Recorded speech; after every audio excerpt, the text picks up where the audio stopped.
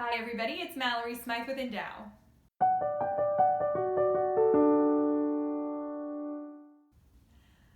So recently I've been reading through Discovering the Doctors, Endow's latest study. And the first part just dives into what it means to be a doctor of the church and who they are. And so we get a little bit about the life of each doctor. And then after that we dive in to the life of St. Hildegard von Bingen.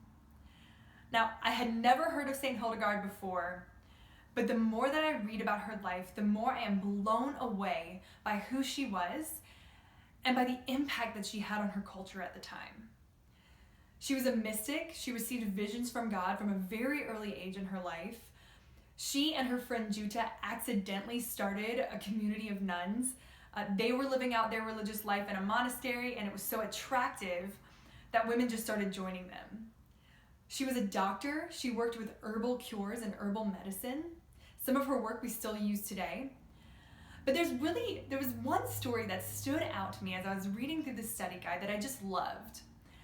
See, after Hildegard had formed her community of nuns within this monastery, she decided to move out of it and start her own community away from the monks.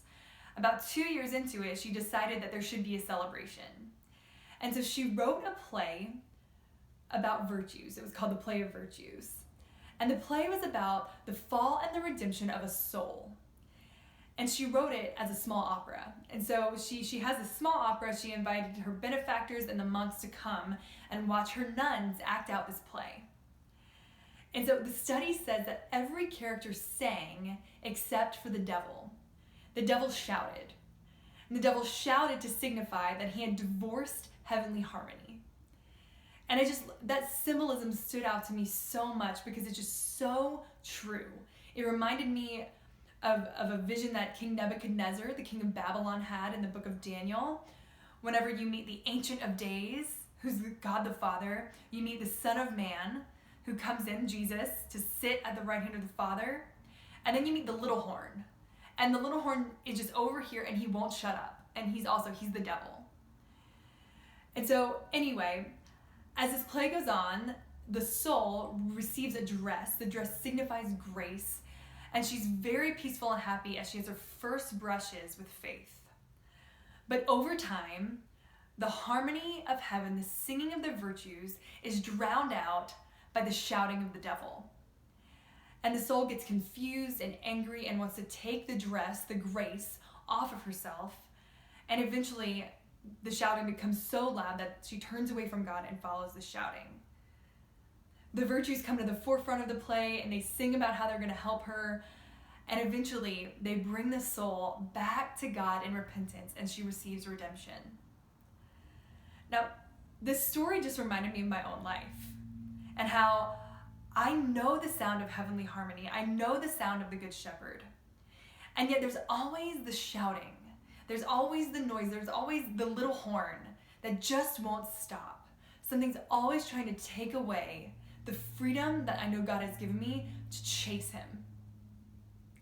And so as I was reading through this, I just thought that this week I was going to pay more attention. I was going to look for the peace and the joy and the harmony in my life that God has given me. And I was going to look for the moments in my life where the devil just won't stop shouting and try to walk away from it. I was going to look in my life for where I've invited the noise and confusion and get rid of it. And so I would just invite you to do the same. Where in your life do you see harmony and peace and joy, and where do you see confusion and noise and shouting?